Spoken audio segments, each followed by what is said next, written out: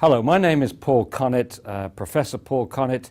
I taught chemistry for 23 years at St. Lawrence University in Canton, New York. My specialty was environmental chemistry and toxicology. Before that, I got my PhD in chemistry from Dartmouth and my undergraduate degree from Cambridge University in England. For 25 years, I was very much involved with waste management. 14 years ago, my wife persuaded me to get involved in the fluoridation debate. I didn't want to because I was very busy with these teaching chemistry and waste management. But my wife is very persuasive, and I looked at it. Up to that point, I thought the people opposed to fluoridation were a bunch of wackos. But when I started reading the literature, I was shocked and embarrassed. Embarrassed because I'd been persuaded that people opposed to fluoridation were a little strange, and shocked because some of the information there is extremely disturbing. For about 100 years, we know we're slow learners, for about 100 years, the phosphate fertilizer industry, which takes phosphate rock and heats it up with sulfuric acid to make soluble phosphate for fertilizers. The rock is not soluble, and to use it as fertilizer, you've got to make it into a soluble product. They heat it up with sulfuric acid, and that drives off two gases, hydrogen fluoride and silicon tetrafluoride. These two gases decimated the vegetation in the areas of these plants. They crippled cattle. The cattle came down with skeletal fluorosis. We have pictures of this, videotapes of this. And in Florida, it damaged the citrus groves in the close proximity of the plants. So after 100 years, they said, whoops-a-daisy, I think we should remove those toxic gases. So they put a wet scrubber in, and all it consisted of was a spray of water. And that spray of water converts these toxic gases into a solution called hexafluorosilicic acid. And now Kafka takes over. I think the most important thing to recognize about fluoride is that it's extremely toxic. It is very active biologically, interfering with many basic biochemical processes, enzymes, G proteins, hydrogen bonds, and so on. So it shouldn't surprise us that there's a wide range of health effects that are attributed to fluoride. But the bottom line is that fluoride is extremely active biologically, that the first opponents of fluoridation going back to the 1950s were biochemists, including scientists like James Sumner, who won a Nobel Prize for enzyme chemistry. And incidentally, there is no doubt that fluoride damages health because millions of people in India, China, and parts of Africa have had their health ruined by fluoride. The people have been crippled by fluoride and many other health effects. The argument as far as fluoridation is concerned is there an adequate margin of safety between the doses which cause this known harm and incidentally documented in this report by the National Research Council published in 2006. Here a fairly independent, balanced panel looked at the literature for 3 years, and in this 507-page report and 1,100 references indicated that the EPA safe drinking water standard for fluoride is 4 parts per million. It's not safe, it's not protective of health, and needs to be lowered. But before I get into the health effects, let me explain my first concern, which remains my top concern. The level of fluoride in mother's milk, mother's breast milk, baby's first meal, is extremely low. It's 0.004 parts per million. That means a bottle-fed baby in a fluoridated community in the United States, where we fluoridate the water at 1 part per million, is getting 250 times higher dose of fluoride than a breastfed baby. And that is extremely disturbing. This is a hazardous waste. No question about it. It's not only hexafluorosilicic acid, but it's a lot of crap that Neil was talking about. It's got lead and arsenic and mercury and radioactive isotopes, maybe trace amounts. They can't dump that into the sea by international law. They can't dump it locally because it's too concentrated. But wait for it. If someone buys it from them, you take away the label hazardous waste, and it becomes a product. And who's going to buy this stuff from them? Oh, our water department. So the water departments buy this hazardous waste, it becomes a product, and now they put it in our drinking water. And now, let me go through the list of health concerns. Some of them are more certain than others. Let me begin with the certain one. Dental fluorosis. Fluoride causes a discoloration, mottling of the tooth enamel. When this practice began in 1945, the promoters of fluoridation thought they could limit dental fluorosis to 10% of the children in its very mild form. And the very mild form has little specks of white, opaque patches on the cusp of the teeth, up to 25%. And they thought that only dentists would notice this, and was an acceptable trade-off with what they thought would be a lowering of tooth decay. Well, in November of 2010, the Center of Disease Control told us that children aged 12 to 15 in the United States, 41% of them now have dental fluorosis. And not only the very mild, but the mild, which impacts up to 50% of the tooth surface, moderate, which impacts up to 100% of the tooth surface, and severe, where you not only have the whole surface impacted, but indentations, chipping of the teeth, and so on.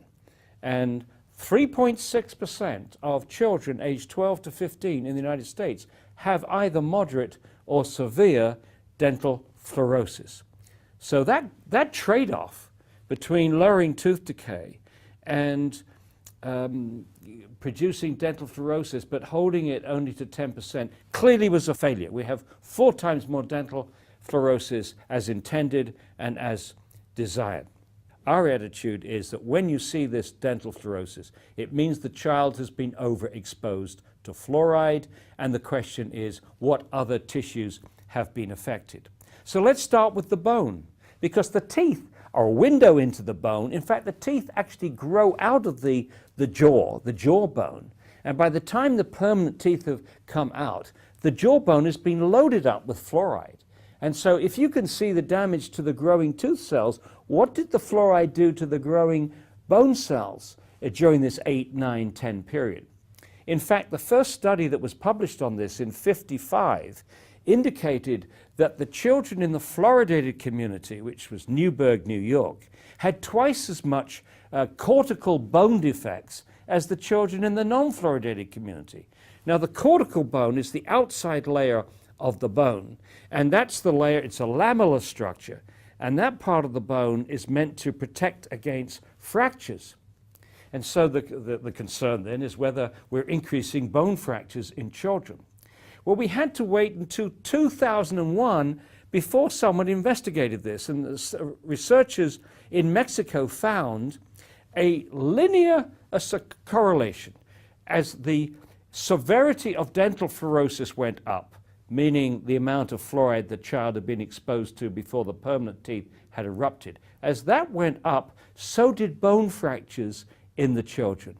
And it was quite striking. When you go from no dental fluorosis to very mild dental fluorosis, it doubled. The bone fractures doubled. Very mild to mild, doubled again. Mild to moderate, doubled again. The next concern about bone is that the first symptoms of bone poisoning in an adult are just like arthritis, stiff joints, pains in the joints, pains in the bone. In the United States, we have 1 in 3 adults now with some form of arthritis. And if you ask a doctor what's causing it, they will say, well, we don't really know, but we think it's got something to do with aging. Well, what also parallels aging, of course, is the number of years you spent in a fluoridated community, 10 years, 20 years, 30 years, 40 years, 50 years, eventually 60, 70, and so on. The next concern is as the fluoride continues to build up in the bone, and I should say that up to 50% of all the fluoride that we take in each day accumulates in the bone. The fluoride is bioaccumulative. The bones get more brittle. And another major concern is increased hip fractures in adults. Studies done in China, as documented in this National Research Council report, and we've further elaborated in our book, The Case Against Fluoride, indicates that levels as low as 3 milligrams per day, that's 3 liters of fluoridated water per day, may increase hip fractures in the elderly. Now, my major concern is not the bones, although I think that's significant. My major concern is the brain, because when the baby is born, the blood-brain barrier is not fully formed. We think the blood-brain barrier keeps fluoride out of the brain most of the time, but for the first half year of the baby's life, the fluoride can get into the brain. And this is not the time, in my view, and the view of many other scientists, that a baby should be exposed to fluoride at 250 times the level in mother's milk. There have now been over 100 animal studies which shows that fluoride damages the brain. There have also been 23 IQ studies, most of them from China, but one from India, one from Iran, and one from Mexico, which show an association between moderate exposure to fluoride and lowered IQ in children. And I actually visited the villages where one of these studies was done. It was a very good study. They controlled for lead, they controlled for iodine. Most of the villages were almost the 2 villages were almost identical, except for the fact that their well water was different. And the author of this study estimated that the IQ would be lowered at 1.9 parts per million. And that offers no adequate margin of safety for children drinking water at 1 parts per million when you consider the massive range of sensitivity to any toxic effect, and the fact that once you put fluoride in the water, you can't control the dose. Another concern, which many of us have had for many years, is fluoride's impact on the thyroid gland. For between the 30s and the 50s, doctors in Argentina, France, and Germany were giving patients with hyperthyroidism, overactive thyroid gland, sodium fluoride tablets to lower thyroid function. And the doses that they were using were between 2.5 and 4.5 milligrams per day, which is exceeded by many people drinking fluoridated water. For example, the Institute of Medicine actually advises people to drink 3 liters of water a day. So clearly then they would be in the range for lowered thyroid function. And once again, as in many of these other issues, the fluoridating countries, including the United States, are simply not doing the studies. They're not investigating to see if there's a relationship between fluoridation and lowered IQ, fluoridation and arthritis, fluoridation and hypothyroidism.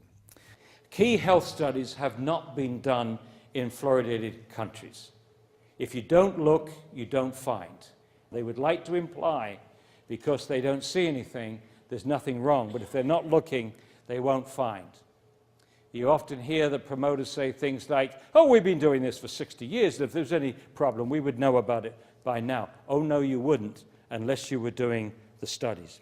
Another issue that came out in 1997 was a researcher in England found that fluoride accumulated in the human pineal gland. And the pineal gland is a little gland between the 2 parts of the brain, the 2 hemispheres of the brain. It's not protected by the blood-brain barrier. It has a high perfusion rate of blood, and it also is a calcifying tissue like the teeth and the bones. And so this researcher hypothesized that fluoride will be attracted to this tissue, this little gland, like a magnet. And sure enough, when she investigated, the average level of fluoride on these little calcium hydroxyapatite crystals was 9,000 parts per million, up to 21,000 parts per million, which means that this little gland has a higher concentration of fluoride than any other tissue in the body, including the bone. This researcher, Jennifer Luke, also did animal studies, and in the animal studies, she found that fluoride lowered the production of melatonin, the hormone that this little gland makes, and incidentally, it only makes it at night, the hormone of darkness. This pineal gland reacts to light. Descartes called it the seat of the soul. Not only did it lower melatonin levels in these animals, but also shorten the time to puberty, which is absolutely consistent. Melatonin is thought to act like a biological clock, involved with timing of puberty, timing of aging, timing of a jet lag and sleeping patterns and so on. Controls all kinds of things. And what they think happens that with the child, at birth, the melatonin levels are high, and with childhood, they gradually lower, and at a certain point, the lowered melatonin levels trigger the production of the sex hormones, leading to puberty. Ironically, that first study that was published, which I already referred to in the Bones, also recorded that the young girls in the fluoridated community, Newburgh, were menstruating on average 5 months earlier than the young girls in the non-fluoridated community. Now, they didn't think that was significant at the time. Now, with Jennifer Luke's work, it is clearly takes on a new perspective. Kids now are reaching puberty 7, 8, 9. It has people very, very worried. But once again, the fluoridating countries have made absolutely no effort to reproduce Jennifer Luke's work. And it's not difficult. They could have done it easily. The Department of Health and Human Services has adopted to this, quote, sacred policy of fluoridation is to deny, critique the methodologies, but don't attempt to reproduce the studies. If you don't look, you don't find. And they're using the absence of study as if it was the same as the absence of harm, which is absolutely ridiculous, utterly irresponsible. So now they're giving every indication, particularly the Center of Disease Control that avidly promotes fluoridation around the United States, and around the world for that matter. The impression that they give is that it's more important now to protect this practice than to protect the health of the American people and our babies and our children. It's almost as if the teeth have become the most important tissue, the most important organ in the body, instead of our brains, instead of our thyroid glands, instead of our pineal glands, instead of our kidneys. Obviously, we would like to get fluoride out of Austin, which would have national and international significance if we could pull that off. And you've got a lot of good people working to that end. But it's not going to happen overnight. It may take 1 or 2 years to get that. In the interim, what we want, and what we asked the commissioners this morning and asked the council members a couple of days ago, was please insist that the water department puts a warning notice to parents that they should not use fluoridated tap water to make up baby formula. Then you have to ask the question, well, do the benefits outweigh the risks? So we got all those risks that I went through. We put those in one scale pan. Now let's have a look at the benefits.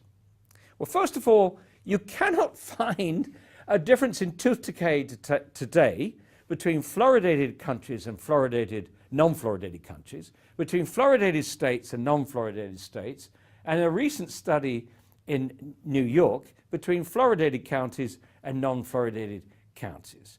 And the largest survey ever conducted in the United States in 1986-1987 by pro-fluoridation researchers working for the National Institute of Dental Research, they looked at 39,000 children in 84 communities. And the biggest difference that they could find between children who had lived all their lives in a fluoridated community compared to children who lived all their lives in a non-fluoridated community was a saving of 0.6, 6/10 of one tooth surface. Not one tooth. There are between 4 and 5 surfaces to a tooth, depending on whether you're talking about the cutting teeth or the rest of the teeth. Between 4 and 5 surfaces to a tooth. Altogether, by the time all the teeth have come out in a child's mouth, there are 128 tooth surfaces. And we are saying that this huge experiment with the health of the American people is being justified on the basis of saving 0.6 of one tooth surface. And that is the largest study conducted in the United States on benefits. Fluoridation is one of the top 10 public health achievements of the 20th century. That statement is cited nearly every day somewhere in the world. And those people that are citing it don't realize that the the paper on which it's based is junk science. It was written by a dentist that had never written anything on fluoridation before, and an economist. Those two people have persuaded the world that fluoridation is one of the top 10 public health achievements of the 20th century. What they should have told them, it's one of the greatest betrayals of the public's trust in the 20th century. The argument, which is the strongest argument, and has always been the strongest argument against fluoridation, and the one that Alex Jones knows so well, and that is that fluoridation is a violation of our informed consent to medicine. And if you don't know what that is, go to their webpage of the American Medical Association. They clearly explain what informed consent requires. It requires the doctor to tell the patient what the side effects might be, what the benefits are, and the patient is allowed to choose whether they take that medicine or not. He cannot, or she cannot, force the patient to take that medicine. They can advise you, but they can't force you. That right has been taken away from 180 million Americans. And what is happening now is whole communities, local governments, state governments, in some countries, federal governments, are doing to the whole community what an individual doctor can do to not one single patient, force them to take medication. Since 1945, the water supply has never been used to deliver medicine. Because once you put a medicine in the water supply, you can't control the dose, because you can't control how much water people drink. It also goes to everybody. You can't control who gets it. It goes to the very young, the very old, the people who are sick, the people who have poor kidney function, people who have poor nutrition. Now, there are some crazy doctors out there who are suggesting that we put lithium in the water supply to reduce suicides, and statins to reduce heart problems and so on. I don't think they're getting much traction, but the very fact that they're trying is worrying. Once again, you can't control the dose, and things like lithium have a very narrow range of sensitivity, so you can easily expose people to too much. In fact, before fluoridation, they did have an experiment where they put iodine in the water. And they had to stop immediately because some people were coming down with hyperthyroidism, too much iodine, not too little, but too much. So it's very rare that you can have a drug that you can say to people, take as much as you want. Go into your pharmacy and say, is there any drug that you don't have to control the dose? Is there any drug that you can give to anybody in the population, regardless of their health, nutritional status, or age? Is there any drug that you can give that has no individual supervision? Is there any drug that you can give that doesn't have the Food and Drug Administration collecting side effect data? And the answer to all those questions from a pharmacist is no, no, no, and no. It's a lousy practice. It should never have started. It should be ended as soon as possible. And whilst we're at it, that we should get banned off the face of the earth, these ridiculous products, which is so-called nursery water, designed to give to babies, and they put fluoride in it. So if you give your baby this, you're giving that baby 250 times more fluoride than that baby would get from mother's milk. You are in essence saying that Mother Nature screwed up on baby's first meal if you use this. Secondly, the Center of Disease Control in 1999 conceded that the major benefits of fluoride, if they exist, is topical. It works on the outside of the tooth, not from inside the body. So this is totally useless. Yeah, this is designed for the baby before their teeth have erupted. It doesn't touch their teeth. There's no topical benefit. There's only harm. There's only harm. It's utterly irresponsible, and I don't understand why it is that the Food and Drug Administration is not stepping in to ban this. This is unacceptable. Let me tell you another absurdity. This is like Monty Python, because the Food and Drug Administration has never regulated fluoride for ingestion, even though it's the most prescribed drug in American history. The FDA does regulate toothpaste. And if you look at the back of a tube of toothpaste, a fluoridated toothpaste, it says only use a small pea-sized amount.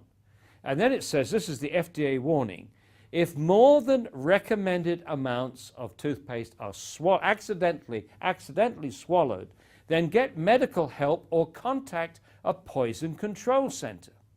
Well, let's do a little bit of arithmetic. A pea-sized amount of fluoridated toothpaste contains about 1/4 of a milligram of fluoride. Now, we fluoridate at 1 part per million. That's 1 milligram per liter. 1/4 of a milligram of fluoride would be in 1/4 liter of water, or 250 milliliters, or 1 large glass of water. Okay, Monty Python, come in. Oh, I think you should put a notice over the tap. Don't swallow this water. And if you drink more than 1 glass of water, contact a poison center immediately. It is incredible. It's laughable. I have a theory. I haven't tested it, but I suspect that the individuals at the FDA that put that warning on the back of a tube of toothpaste probably outraged that they'd never been allowed to regulate fluoridated water for obvious reasons, that they weren't able to protect the health of the American people. And I suspect that they put that label on the toothpaste to sabotage the fluoridation program. A pea-sized amount of toothpaste is equal to 1/4 of a milligram of fluoride, which is equal to 1 glass of water. In 2003, the United States Environmental Protection Agency asked the National Research Council to review its safe drinking water standard for water, which is 4 parts per million. After 3 years, a balanced panel produced this 507-page report with 1,100 references. I was one of the only anti-fluoridation scientists that testified before this panel.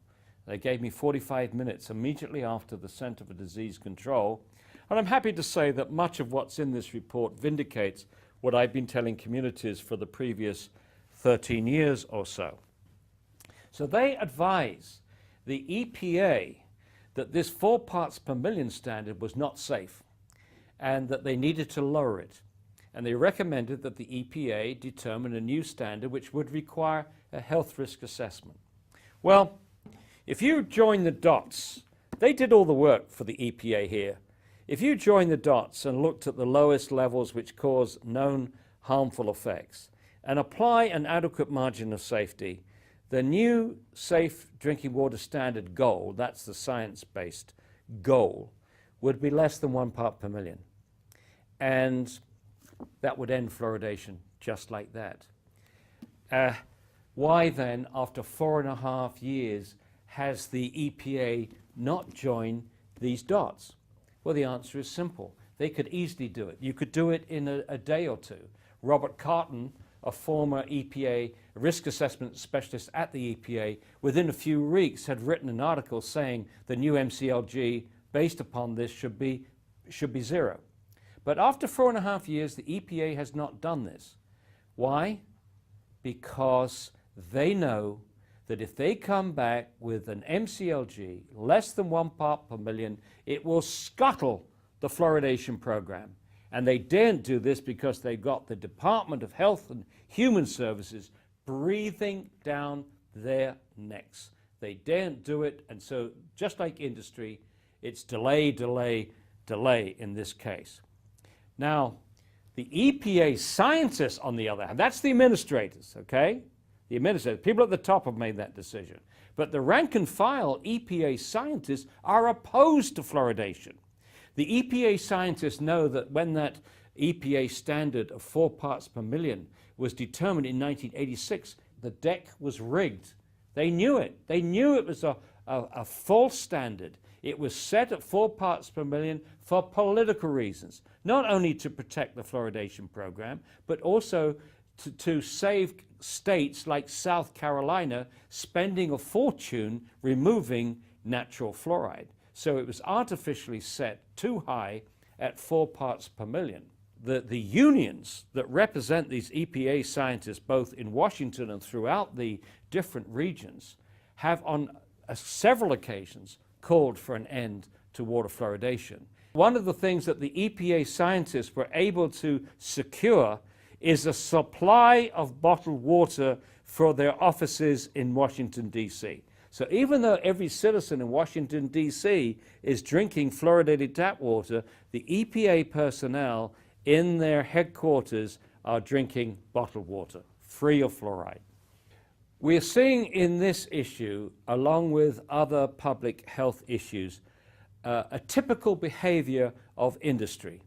When a report is issued by independent scientists indicating that something causes health problems, whether it's lead in gasoline or solvents or something causes health problems, a few months later, another study will come out with paid scientists paid by the tobacco industry or the chemical industry or the pharmaceutical industry, or somebody will come out with a study which is exactly opposite to that. Now, we had an outrageous example of that fairly recently when there was a furor about the fact that we were injecting, or the CDC was having doctors inject kids with vaccines containing thimerosal. Thimerosal is organic mercury, and it's absolute lunacy to inject into a baby's bloodstream organic mercury, which we know is a powerful neurotoxin. It caused Minamata disease, and the EPA and others are forever trying to regulate mercury emissions from power stations, crematoria, medical waste incinerators, trash incinerators, because of their concern that the mercury will go into the sediments of lakes, be converted into organic mercury, bioconcentrate up the aquatic food chain so that the large fish should not be eaten by pregnant women, because we're concerned about the organic mercury going into the fetus, the newborn baby, into the baby. And yet, here we are injecting organic mercury directly into a baby's bloodstream. Well, obviously, when people found out about that, there was fury. And what happened? A short while ago, they published a study that said, whoops, we think that organic mercury is good for a baby's brain. Absolute poppycock, utter nonsense. But we've seen the same thing with fluoride. There were studies which shows that fluoride increased hip fracture in the elderly. So they came back with studies which shows that fluoride actually protected the bones against hip fracture. We had a study which shows that osteosarcoma was increasing in fluoridated communities, and they came back with a study which says fluoridated water actually protects against osteosarcoma. That was actually made a front-page article in the American Dental Association. Guess what? Do they have a conflict of interest or what? Front page of the American Dental Association.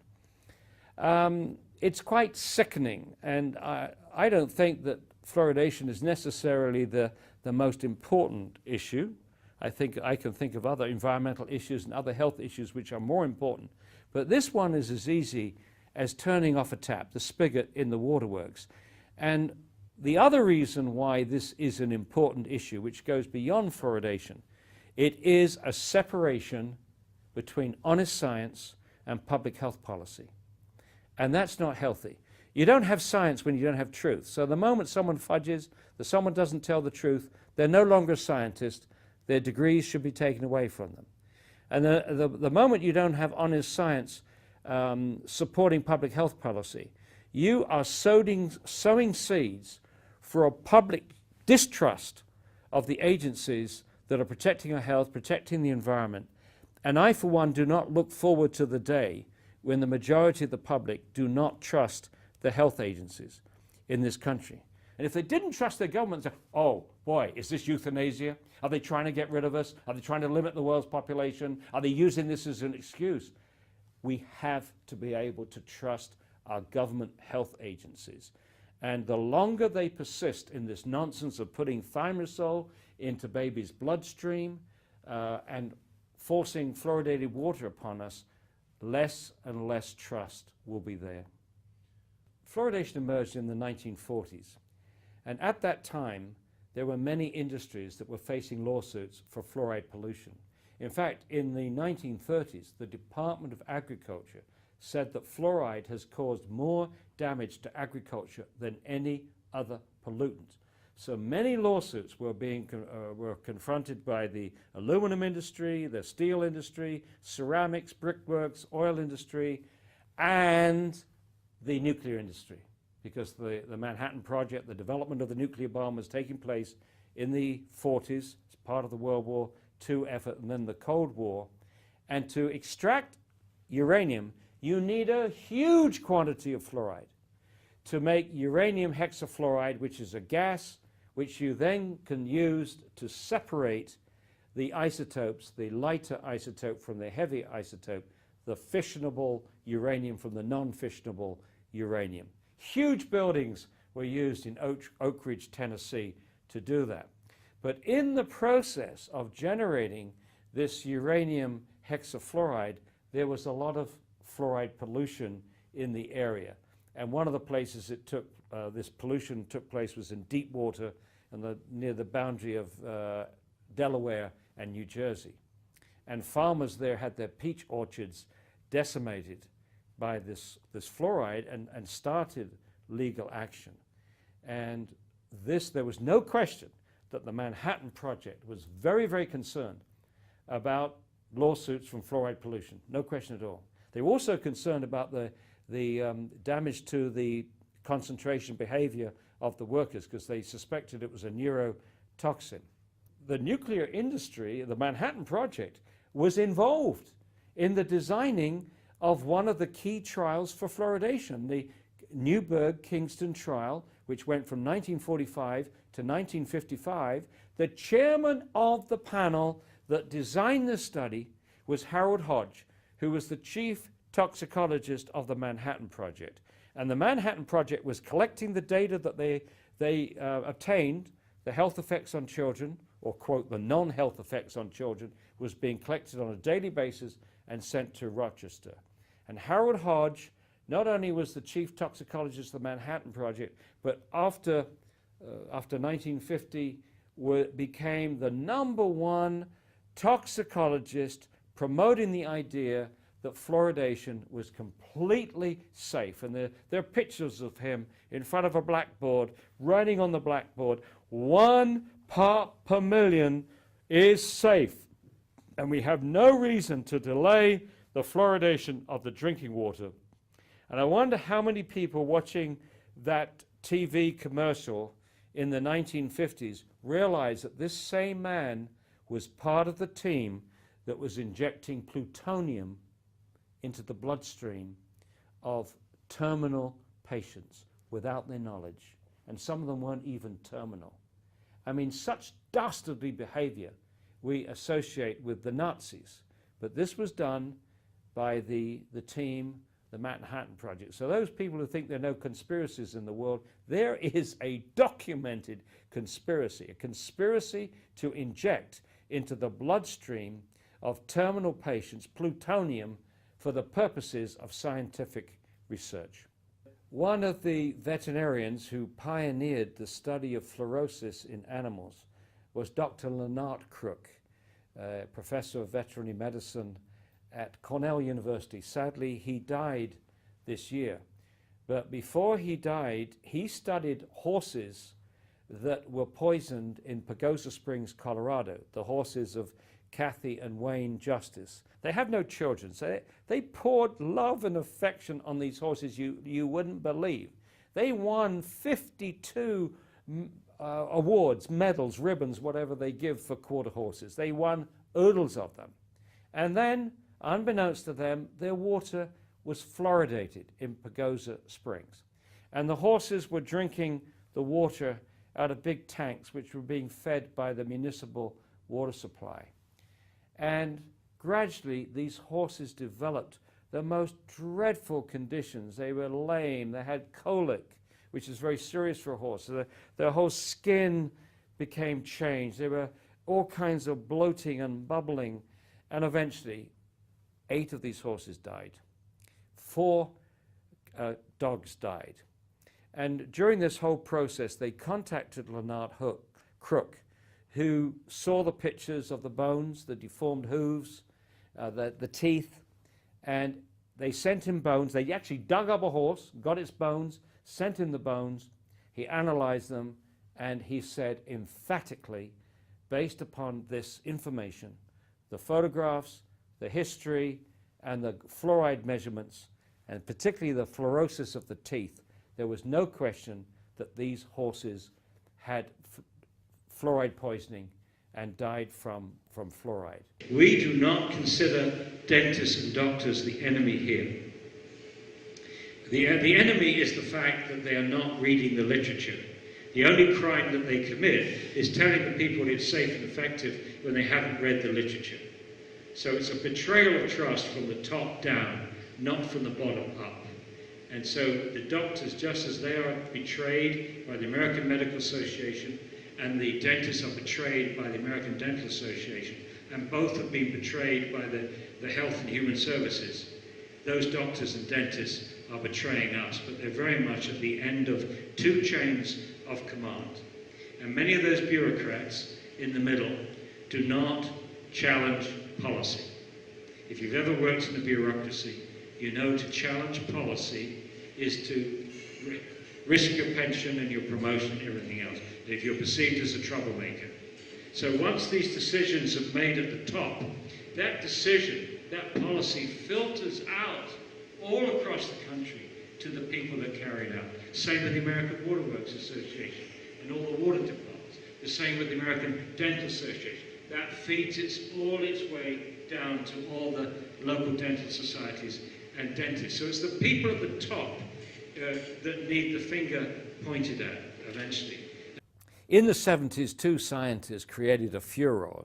Dr. Dean Burke, who was most famous in biochemistry for the famous Lineweaver-Burke plot, and Dr. John Yamayanis, a biochemist who worked for Chemical Abstracts.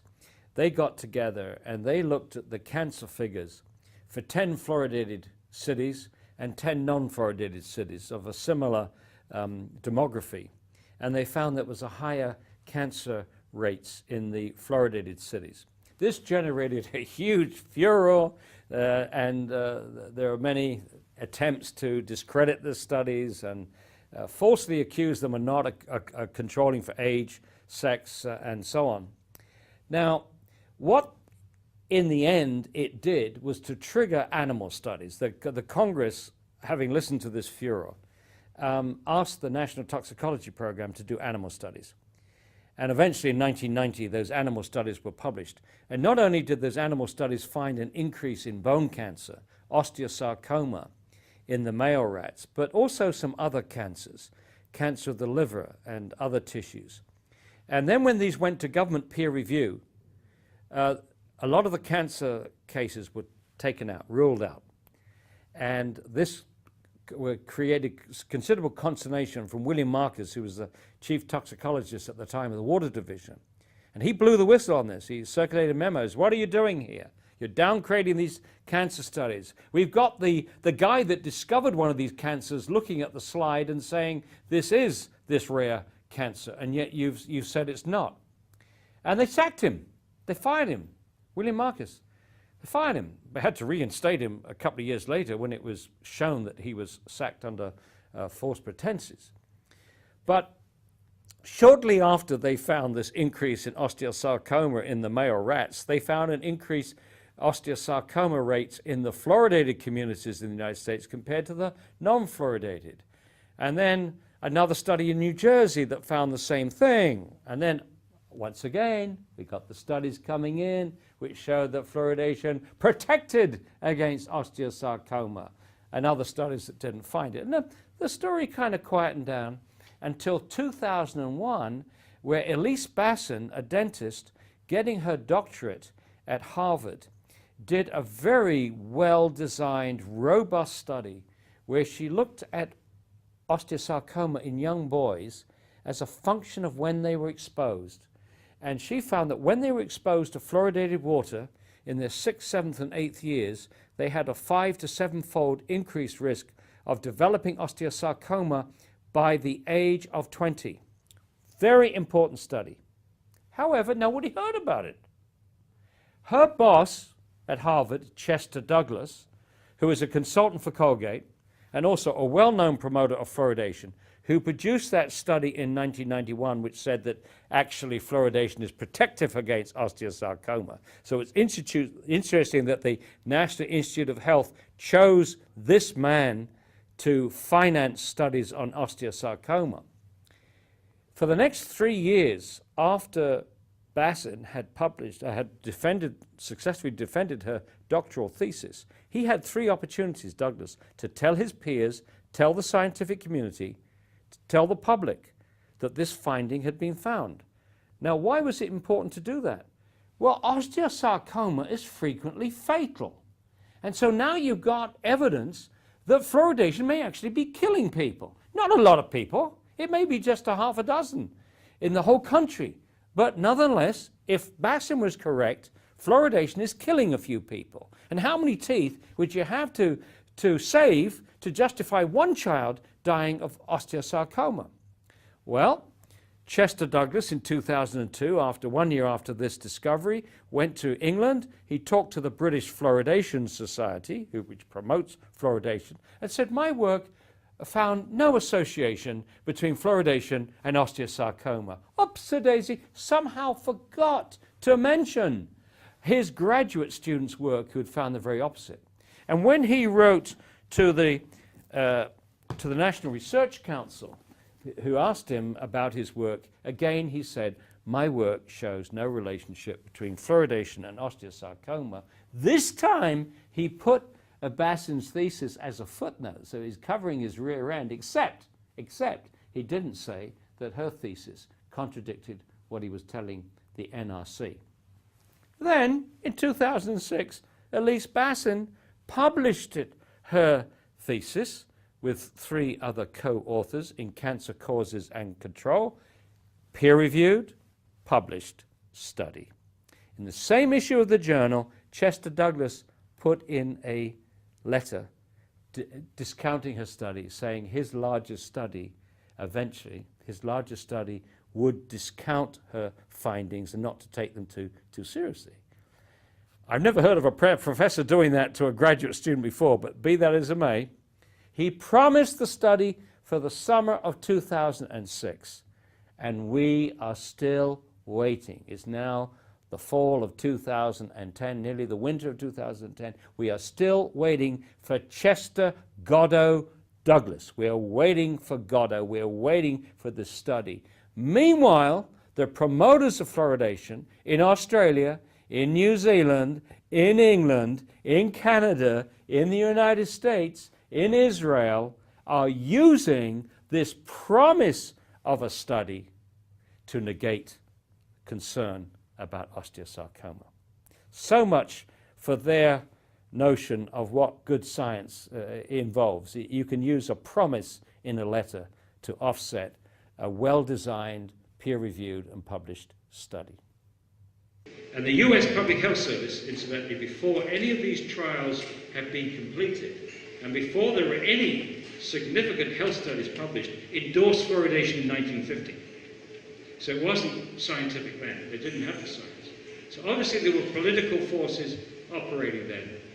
And after the US Public Health Service endorsed, then in came the American Dental Association, American Public Health Association, eventually the American Medical Association. They all endorsed fluoridation, again, without the science on the table. Now, we mentioned some of the other things that happened in American history about this time.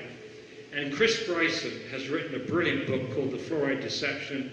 And if you go to our webpage, you can see a 28-minute interview I have with Chris. It's very powerful.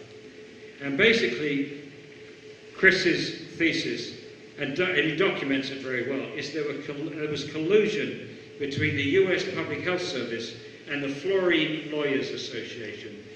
Now, there's something else happened that Chris didn't talk about. In 1949, the sugar lobby, the Sugar Research Foundation, said, we need to find a way to reduce tooth decay without reducing sugar consumption.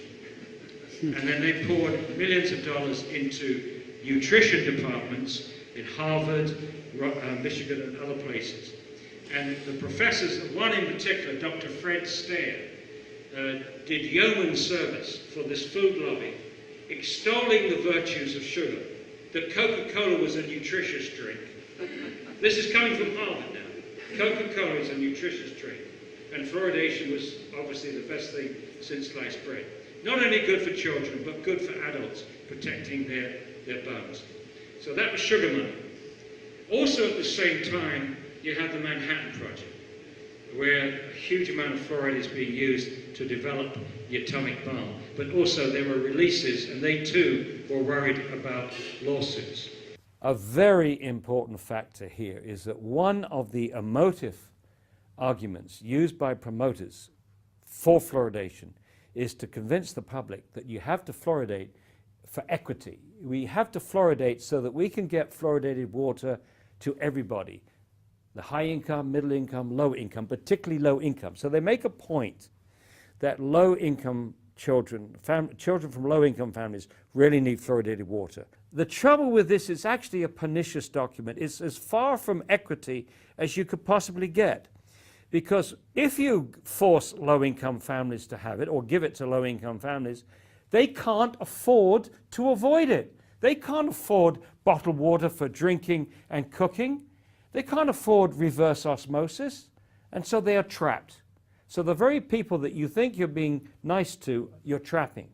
The second thing is, we know very clearly from studies done in India and China, it's children with poor diet that are most vulnerable to fluoride's toxic effects.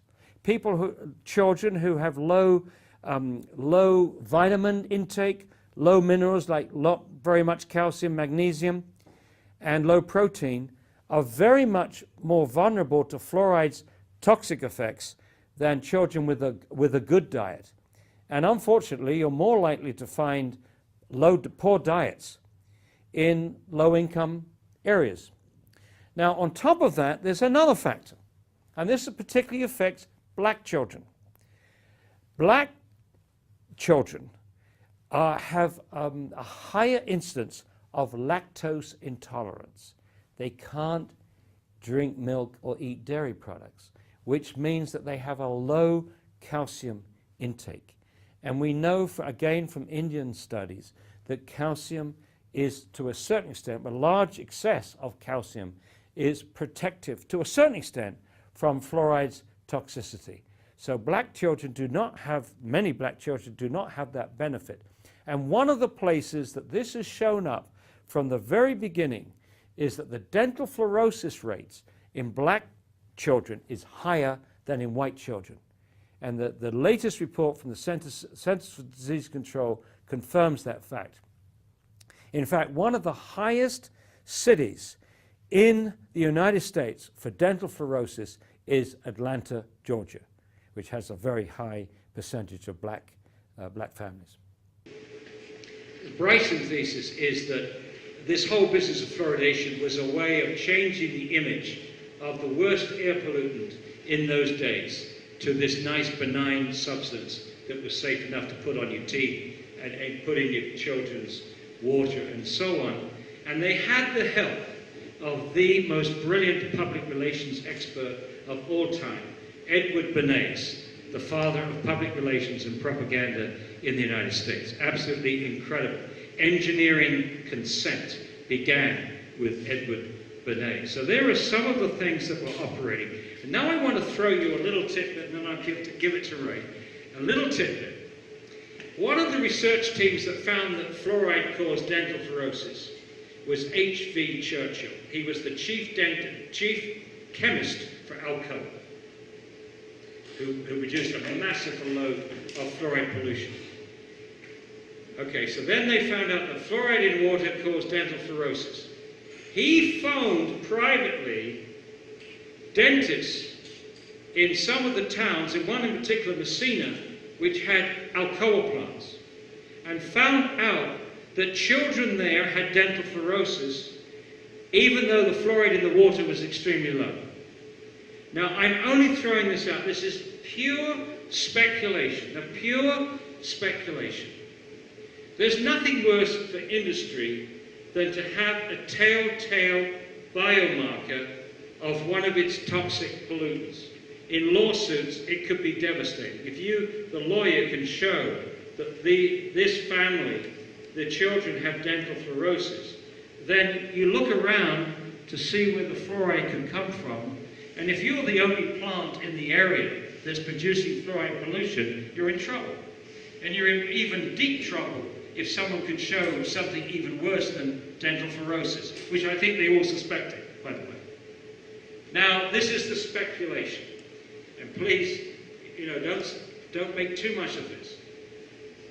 But it is nasty, but rational for Alcoa and other fluoride pollutants to want to fluoridate the water to give as many children dental fluorosis as they possibly could, so that nobody could identify their companies as the source of the pollution, as the source of dental fluorosis, and any other health events that was to occur in the future.